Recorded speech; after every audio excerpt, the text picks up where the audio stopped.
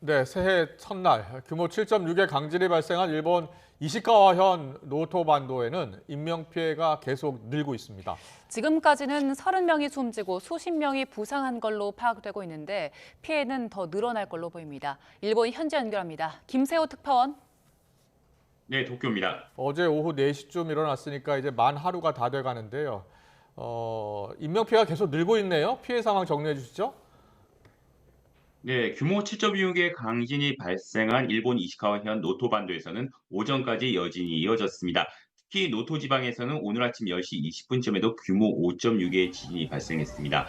이번 강진으로 인한 피해도 속출하고 있는데요. 이시카와현에서는 지금까지 30명이 사망한 것으로 확인되고 있는데 사망자 수는 더 늘어날 것으로 보입니다.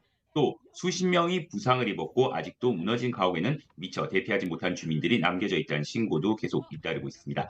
기시다 후미오 일본 총리는 총리관저에서 자위대와 경찰, 소환 인력을 최대한 동원할 것을 지시했습니다. 특히 진도 6의 흔들림이 관측된 이시카와현 와지마시 중심부에서는 화재가 발생해 점포와 주택 등 건물 100채 이상이 불에 탔습니다. 아직까지 피해 상황이 완전히 집계된 것이 아닌 만큼 실제 피해는 더 늘 수 있습니다.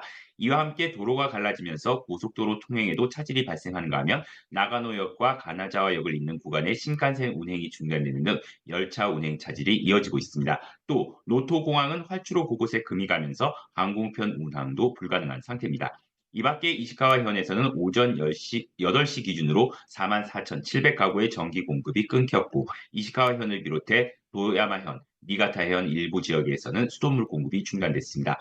일본 정부는 노토반도의 도로 상황이 좋지 않은 점 고려해 100개를 통한 물자 지원을 본격화하겠다고 밝혔습니다. 네, 대형 쓰나미 경보도 이어졌는데요. 지금 쓰나미 상황 어떻습니까? 네, 일본 기상청은 현재 전 지역에 내려진 쓰나미 주의보를 모두 해제했습니다. 각 해안 지역에 도달한 쓰나미의 높이는 1m 내외로 파악되고 있습니다. 강진이 일어난 이시카와현 노토반도는 지진이 빈발한 지역인데요. 노토반도 북부에서는 지난 2020년 12월부터 지진 활동이 활발해졌고 지난 3년 동안 진도 1 이상 지진이 500회 이상 발생했습니다.